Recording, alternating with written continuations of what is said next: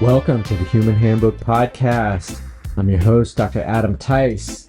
We're talking about everything you need to know, but nobody's telling you about how to optimize your health, cultivate happiness, and biohack your way to peak performance. I've been in the clinic 12 years, and I'm stepping out of the clinic into the pod studio, bringing all the clinical pearls, all the foundational wisdom that you need to accelerate your health and accelerate your life. Here we go. Hello, my friends. Welcome to another episode of the Human Handbook Podcast. And we have a super exciting episode today, super important episode today, super important topic. Today's episode is entitled Mind, Body, Medicine. And we're going to talk about healing the mind. We're going to talk about whole person healing. And this is really whole person healing, addressing the mind, body, and the spirit. So this is really important because this is definitely something that we have to look at, because in the paradigm in which we are working, everything's connected.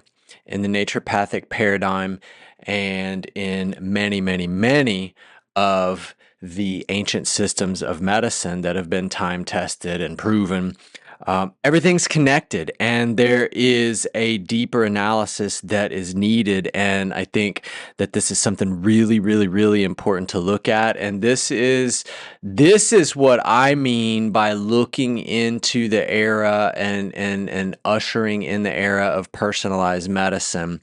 Again, one way to sort of interpret that lens is to, through the era of personalized and customized genetic analysis and things like that. But again, I've spoken about that. I think that there is still a lot to be learned, and I think that we have a lot that we still need to understand about that kind of personalized medicine with that kind of precision. But the personalized medicine I'm talking about is more just addressing even more at an individualized level, because a person, they could have similar genetics, but they can have completely different life stories, completely different set of life experiences.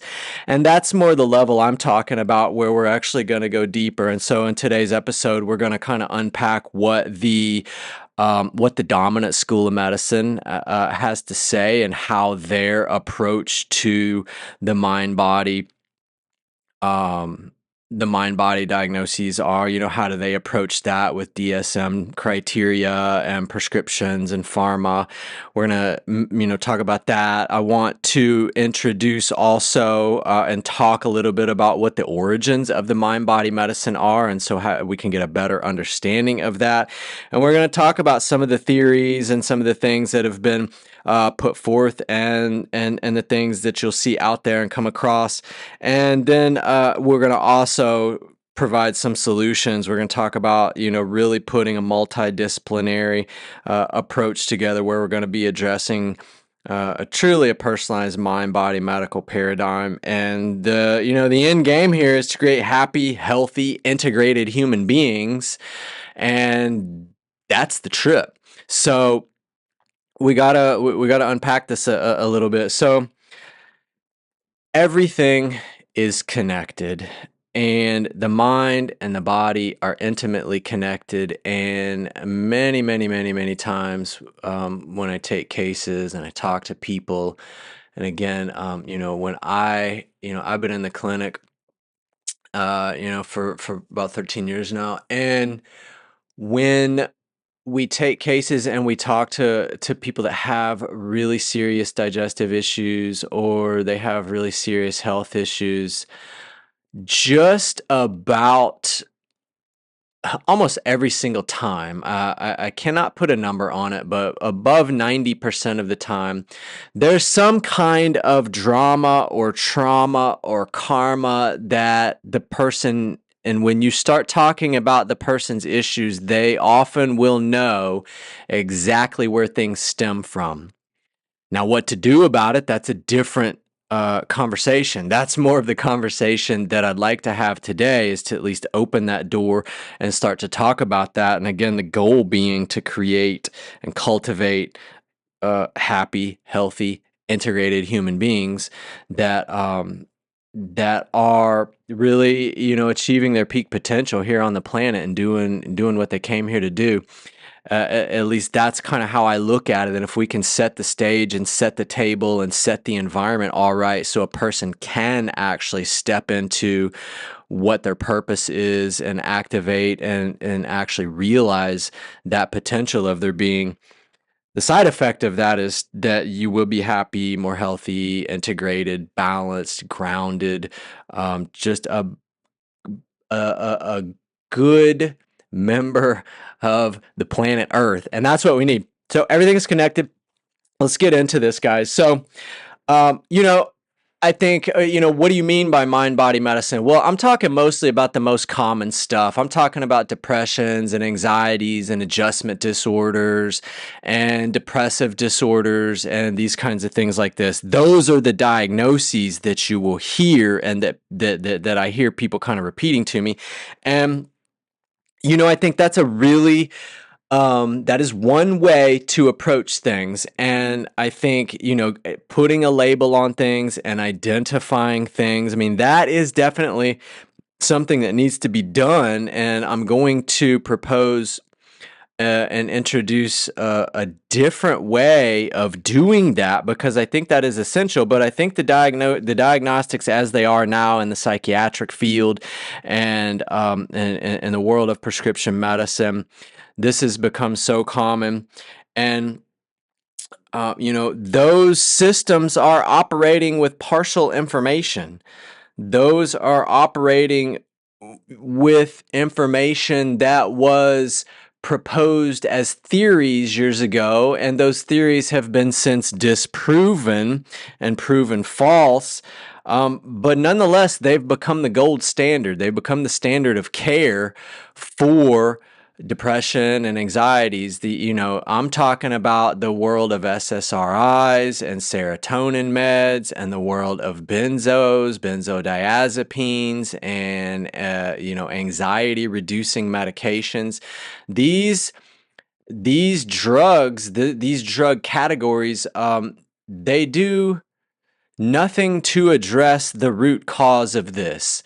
And now I know this is a potentially controversial thing I'm saying, and I'm not at any point, I am not saying that the depression and anxiety is not real. I'm saying that's real, but I'm saying the approach to it is superficial and short-sighted and based on false information. But that is put forth. That's the standard of care. That's what we see over and over again. And I see it all the time. And I think the system doesn't really know what to do with this kind of thing. And this is definitely the territory of naturopathic medicine. And I think that's where it really belongs. And so we should unpack this in a truly holistic fashion and come up with a more appropriate way to address these issues.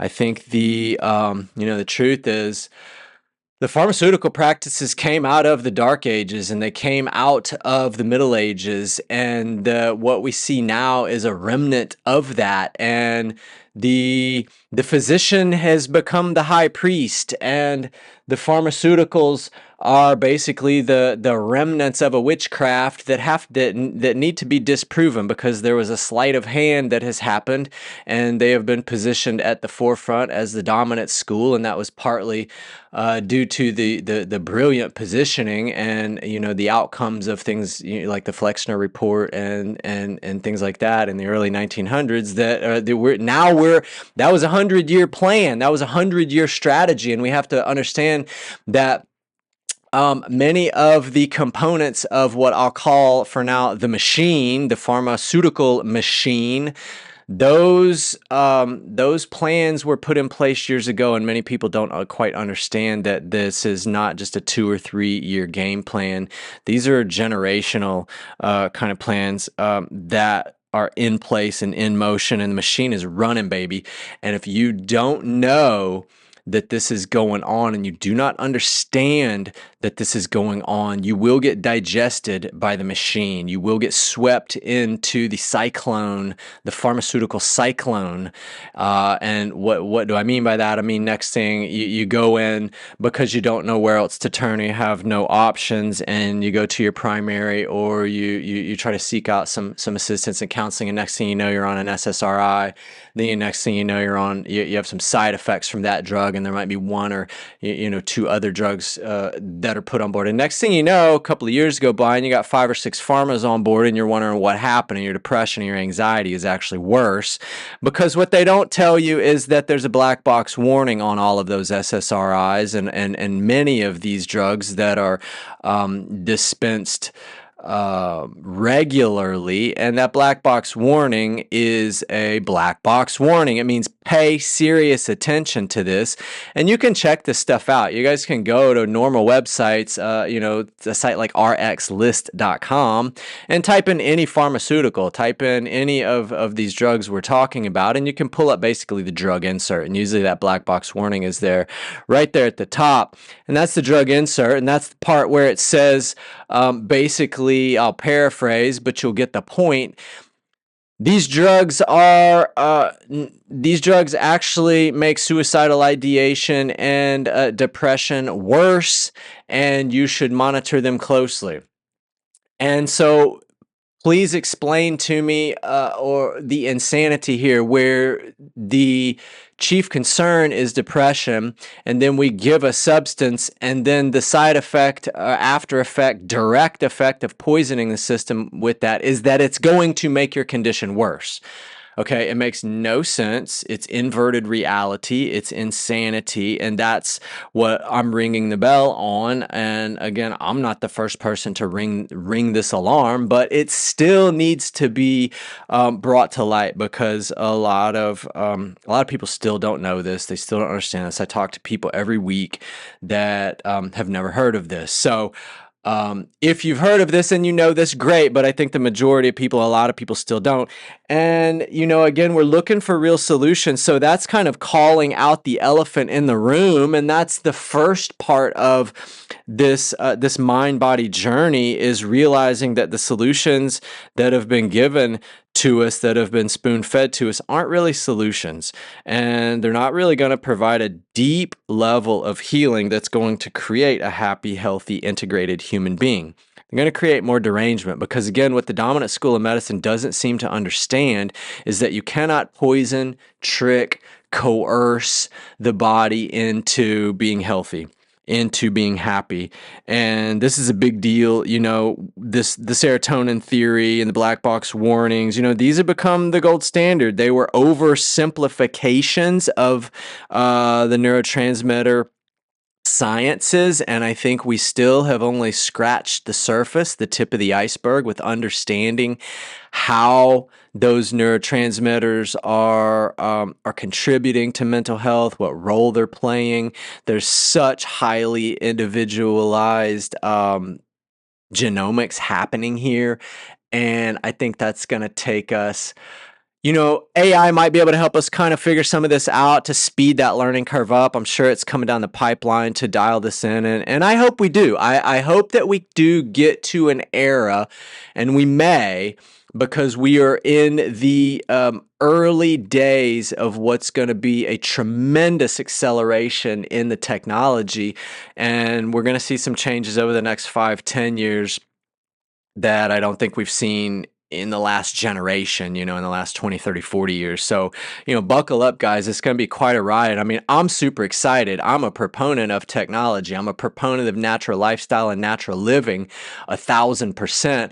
And I'm also, but that doesn't mean that you don't live without the tech. The tech is here to stay. It's not going anywhere. And we need to learn how to leverage that for the improvement of our society and the improvement of our medicines and the improvement of our lifestyles.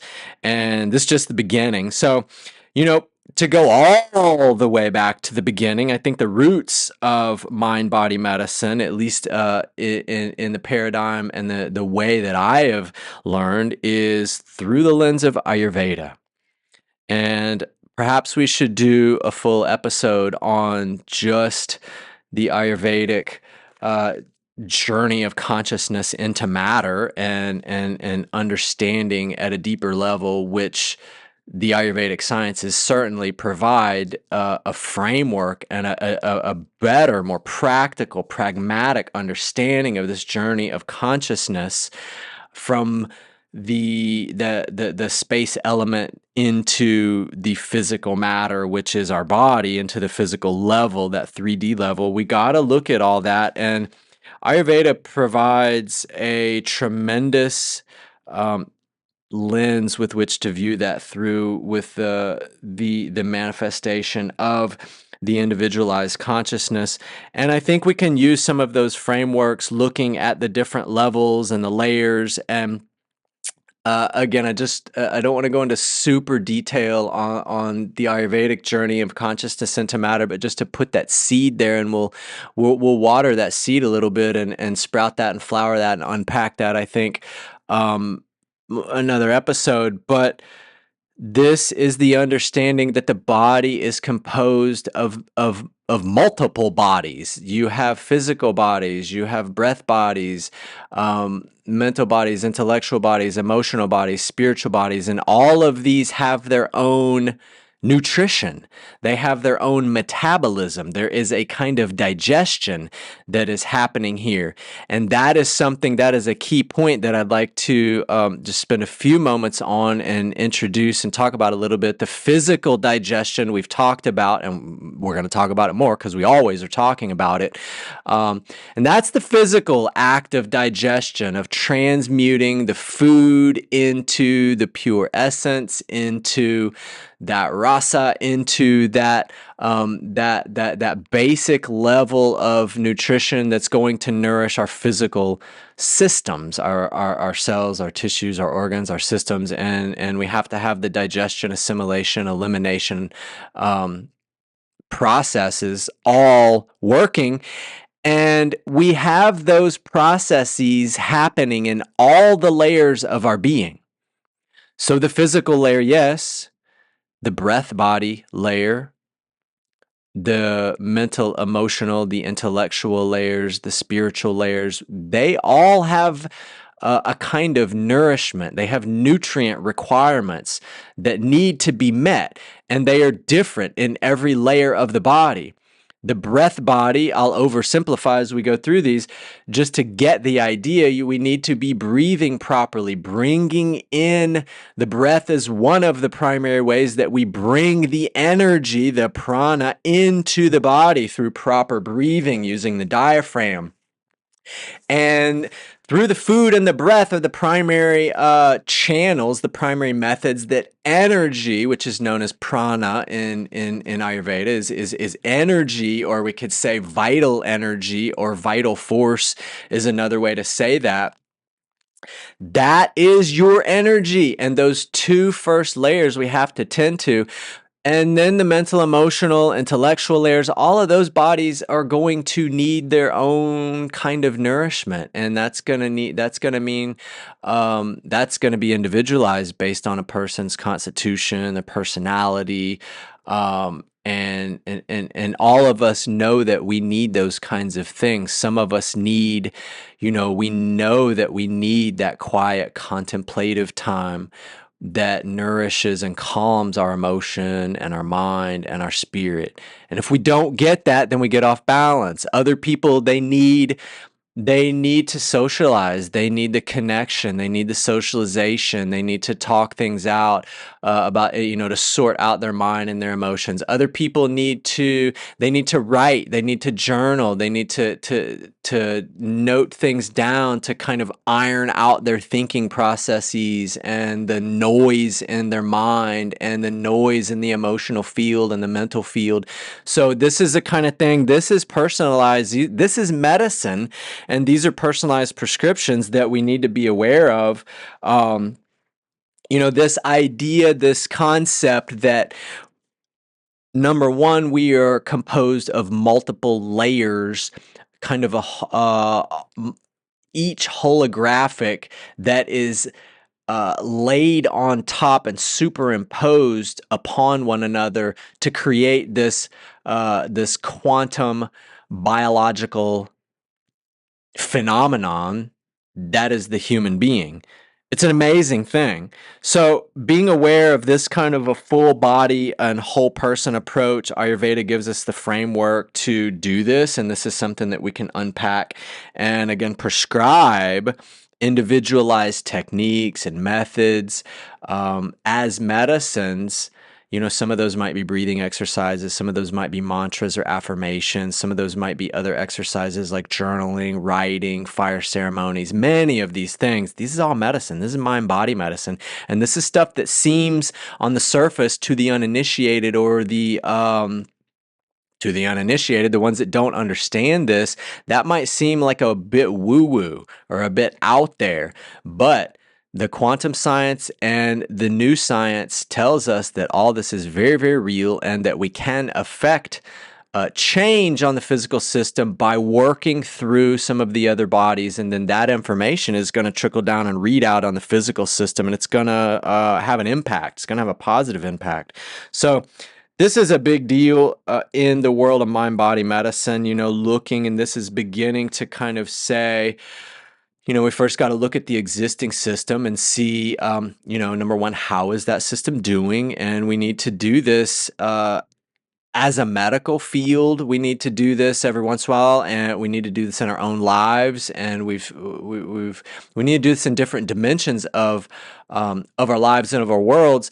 Every so often, doing a case review and doing a little bit of a debrief on what you're doing, what are you doing, how is it going, is it working for you, yes or no? If it's working and everything's going good, then proceed as is, nothing.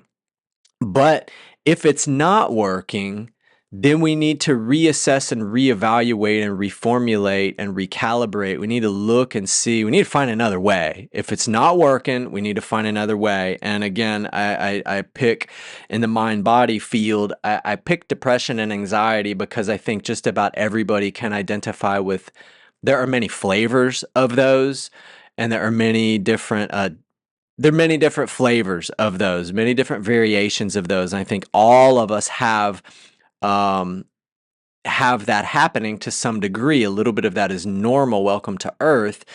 But we all have our individual stories and our individual traumas and dramas and susceptibilities, and sometimes these things get they get revealed to us. And this is part of the great work, guys. I mean, this is part of what we're sent here to do, is to heal these things. Because again, none of our possessions or those kinds of wealths we're going to take with us when we leave the body. We're going to drop the body, and all of those things are going to stay. But what's going to go with us are the deeper conscious healings and the conscious breakthroughs that we have worked and that we have kind of ironed out in our lifetime. That's what we're going to bring with us. So, I mean, for me, that's where the great work is, and that's what I'm thinking about all the time, and that's sort of the lens I see things through. First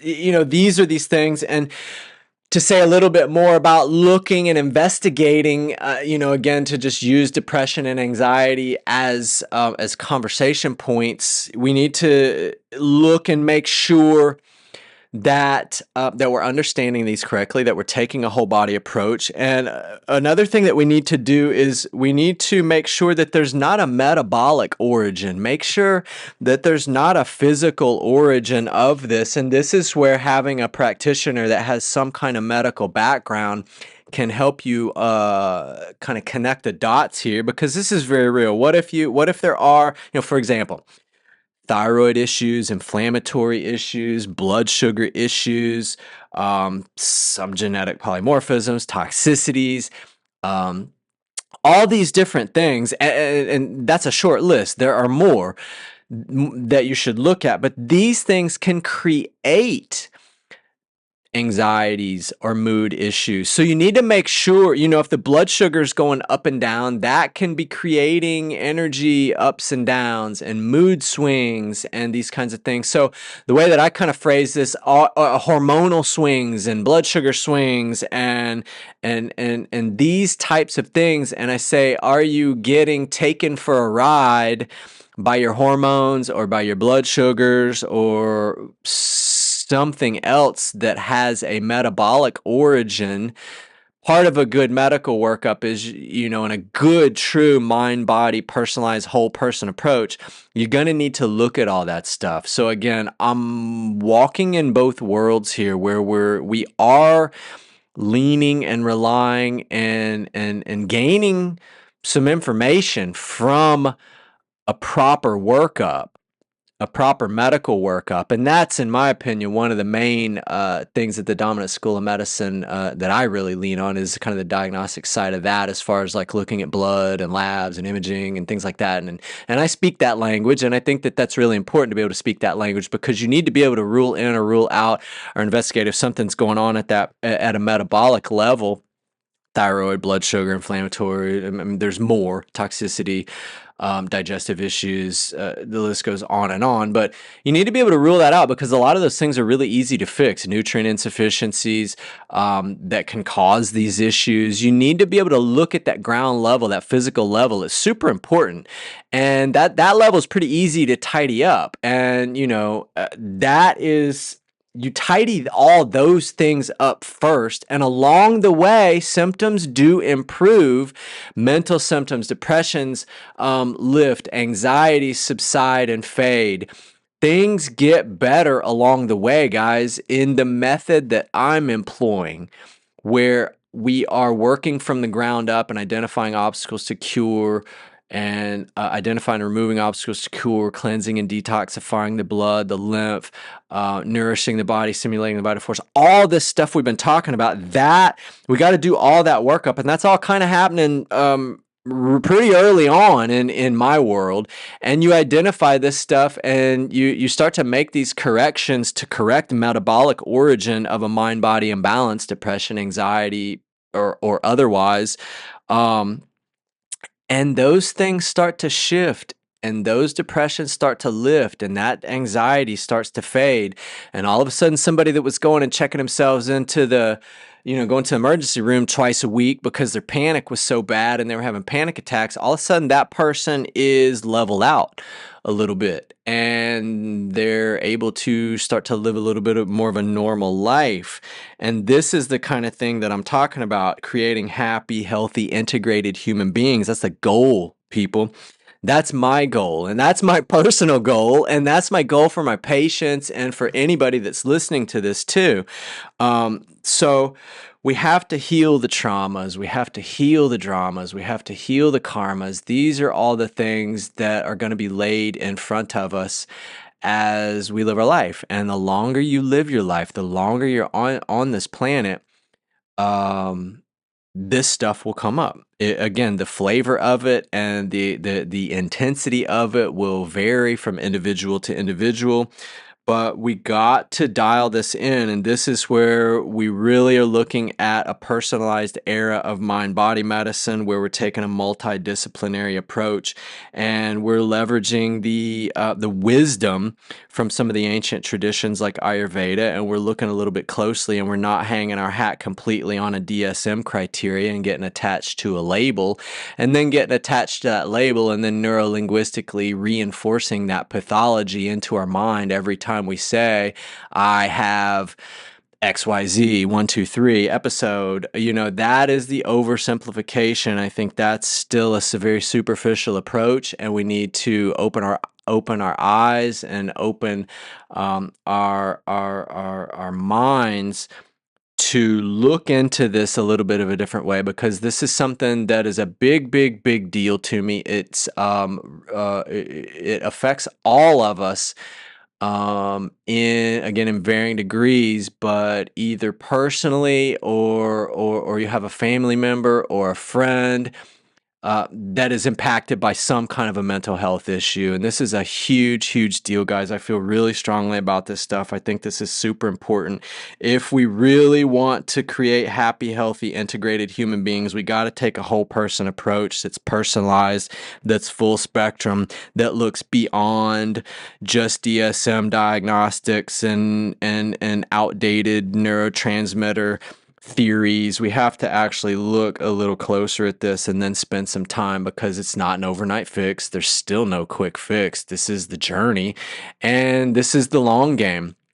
And the long game is to address those ground level foundational things that are within our control, the fundamentals, the determinants of health, the food, the air, the water, the lifestyle, because there's going to be a bunch of stuff that's going to be out of your control. And when life hits you, there's some things that are going to be totally out of your control. So if we can train ourselves and if we can build and cultivate strong nervous systems so that we can handle, number one, so we can withstand the shock of life itself.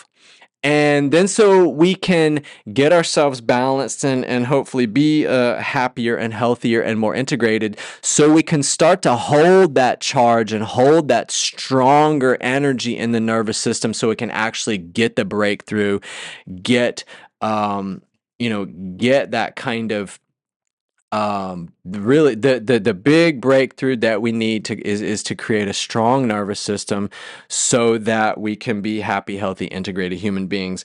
This is how we do it. This is the naturopathic method.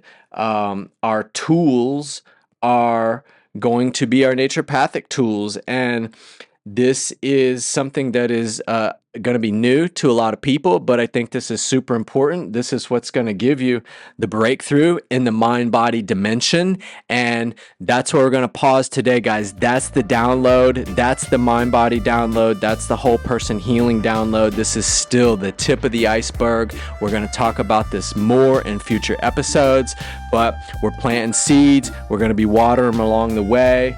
You guys have a wonderful day. I hope this has been helpful for you, and we'll pick it up here next time. Adios for now. Thanks for tuning in to today's episode of the Human Handbook Podcast. My name's Dr. Adam Tice. You guys have a great day. Thank you so much for being here. And be sure to tune in next week, where we're going to be talking more about everything you need to know, but nobody's telling you about how to optimize your health, cultivate happiness, and biohack your way to peak performance. Adios for now, guys.